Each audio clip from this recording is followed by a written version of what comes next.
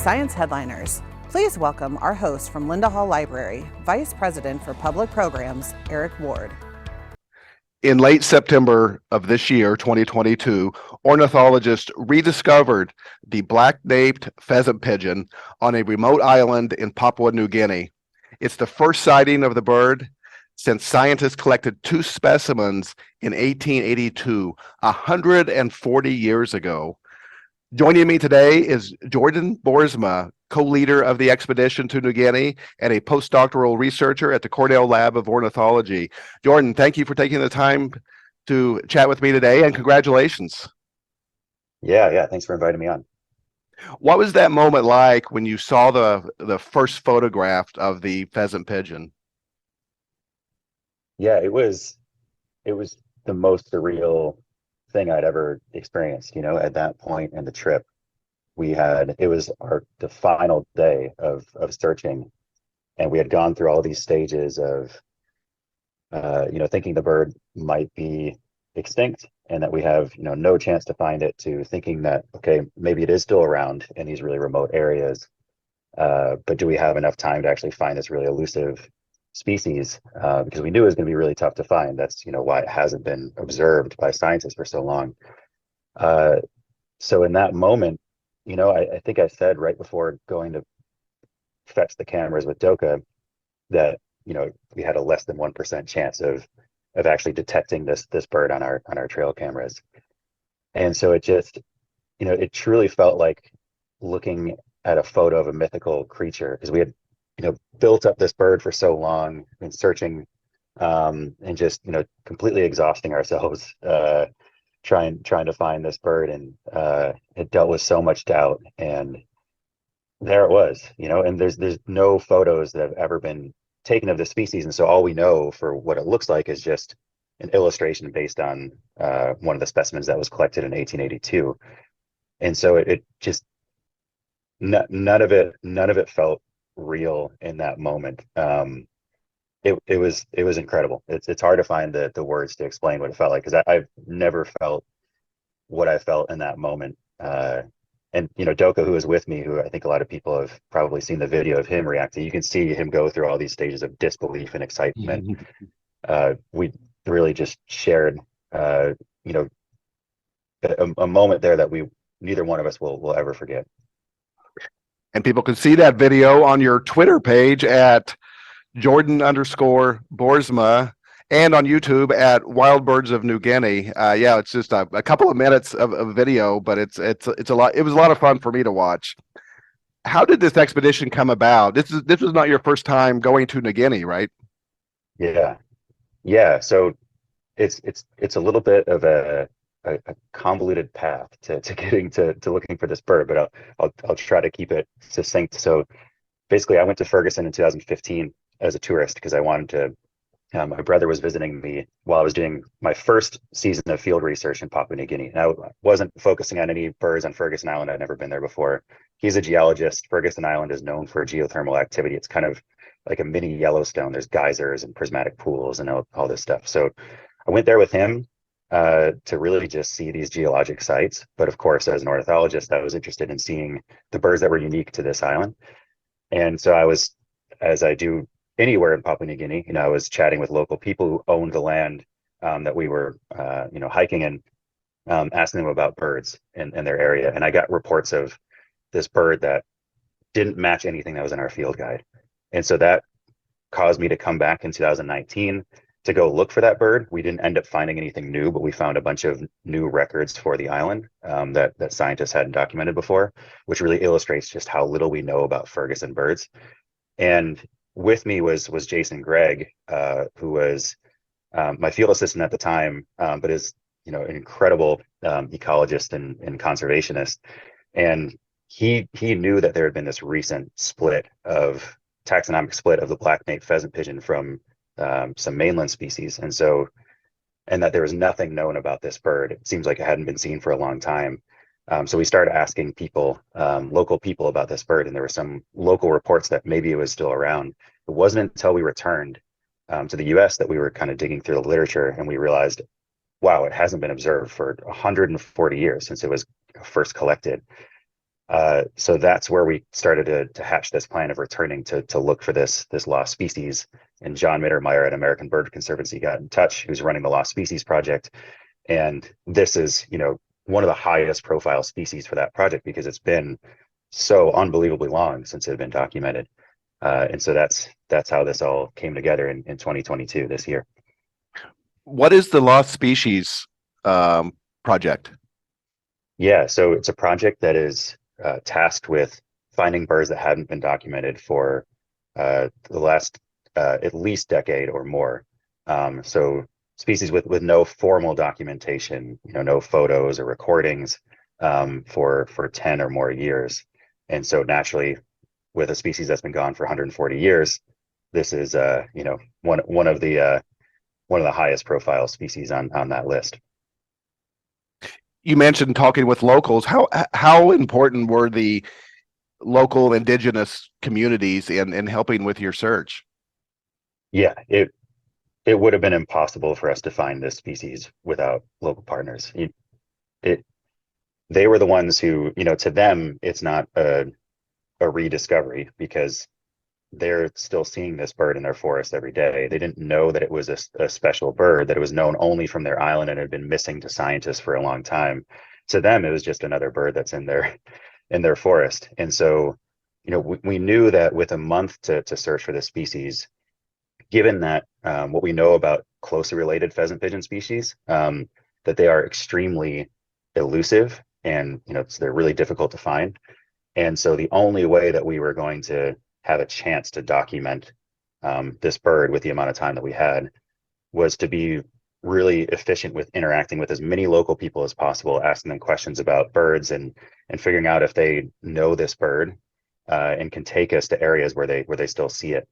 And so that was really the most integral part of our project, was getting to as many remote villages as possible on Ferguson Island and asking a series of questions about birds that can give us some relatively objective way about assessing the accuracy of knowledge of the people we're interviewing, mostly hunters on Ferguson Island who spend all their time in the bush. And if they have really good knowledge of birds and they also know this black-naped pheasant pigeon, now they're the ideal partners to go take us to where they observe the species. And that's what ended up working in the end. And one last thing I'll say about this is, generally the accuracy of hunter knowledge was incredible. It's not like asking people in the US about the birds in their backyard. When you ask hunters and other local people on Ferguson Island about the birds that are in their forest, they have encyclopedic knowledge of these animals. And so really what we were bringing to this collaboration was the technology to document the species. So it was kind of an ideal partnership where we have local people who know the birds really well, on Ferguson Island better than we could know them, even if we study as much as you can before a trip like this. But we were, coming there with camera traps and automatic recording units that would, boost the probability of detecting this elusive animal if we couldn't see it with our own eyes, which is what ended up happening. None of us ever saw the species or heard the species with our own eyes or ears. It was our camera traps that delivered the big finding. Now, Ferguson Island is 555 square miles. How many camera traps did you set up? That to me seems like just a huge swath of land to look for just a handful of birds, probably, right? Yeah. So for those who are familiar with the Hawaiian Islands, it's about the size of Kauai. And so, yeah, it's a relatively big island. It's really rugged. It's really difficult to get around because there's virtually no roads on the island, save for just a few logging roads in some communities. So we ended up leaving 21 camera traps out over the course of our trip. So we had some that we left along an elevational transect, and then we had that we left, longer term for some weeks. And then we had cameras that roamed with us that we could set up in areas that hunters were telling us that they were seeing tracks of this species. And so that's how we ended up getting the camera trap image at the end of our trip. Is a local hunter who knew the bird. He was the first one we met with who had seen it recently and seemed to know the birds generally really well in the forest. And so he he picked out this ridge as a place that, you know, a large terrestrial bird was walking. And it wasn't the other large terrestrial bird that's known on Ferguson Island, the orange-footed scrub fowl.